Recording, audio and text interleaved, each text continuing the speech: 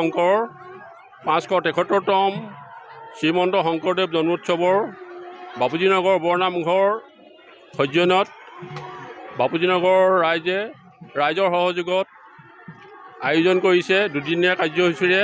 ইয়াত সকলোটি ৰাইজৰ আমি ধৰ্মীয় আধ্যাত্মিক দিশৰ আশা ৰাখি এই শোভাযাত্ৰা আৰম্ভ কৰিছোঁ। আৰু দিনৰ কাৰ্যসূচী অনেক কাৰ্যসূচী আমাৰ হ'বলগীয়া আছে, তাতো সকলোটি ৰাইজৰ আমি অংশগ্ৰহণ আন্তৰিকতাৰে কামনা কৰিছোঁ। ধন্যবাদ। সমগ্ৰ অসমবাসী ৰাইজক শংকৰদেৱৰ আদৰ্শৰে অনুপ্ৰাণিত হৈ ৰাজ্যখনৰ উন্নতিৰ হকে শান্তি উন্নতি কামনা কৰিছোঁ। ৰাইজৰ চৰণত আমি সেৱা ধৰিছোঁ। জয় গুৰু শংকৰ। মহাপুৰুষ শ্ৰীমন্ত শংকৰদেৱৰ আজি আৱিৰ্ভাৱ মুহূৰ্ত বাপুজীনগৰ বৰনামঘৰ বাপুজীনগৰ ৰাইজৰ সহযোগত আয়োজন কৰা হৈছে। এই আয়োজক সমিতিৰ তৰফৰ পৰা ইয়াত বহুতকেইটা প্ৰতিযোগিতা ৰখা হৈছে, যেনেকৈ শোভাযাত্ৰাৰ প্ৰতিযোগিতা ৰখা হৈছে।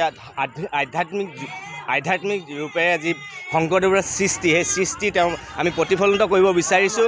এই মহাপুৰুষ শ্ৰীমন্ত শংকৰদেৱৰ যি সৃষ্টি, সেই সৃষ্টি পৃথিৱীৰ সকলো জেগাতে দেখা পোৱা যায়, কিন্তু আমিও তেনেকৈ আমাৰ যোৰহাটৰ বাপুজীনগৰৰ পৰা আমি অকণমান প্ৰয়াস কৰিছোঁ অসমৰ ৰাইজক আমি মহাদেৱৰ সৃষ্টিৰ যি অপূৰ্ণ ৰূপ, সেই ৰূপ আমি দেখাব সৃষ্টি কৰিছোঁ। আৰু আজিৰ এই যি আমাৰ এই অনুষ্ঠান ভাগিত মোৰ শ্ৰদ্ধাৰ সঞ্জীৱ শইকীয়া ডাঙৰীয়া আহি উপস্থিত হৈছে। আমি মহাপুৰুষ শ্ৰীমন্ত শংকৰদেৱ জন্ম জয়ন্তী বাপুজীনগৰ উদযাপন সমিতিয়ে তেখেতক ধন্যবাদ জ্ঞাপন কৰিছোঁ। আৰু আমি ক'ভিড প্ৰট'কল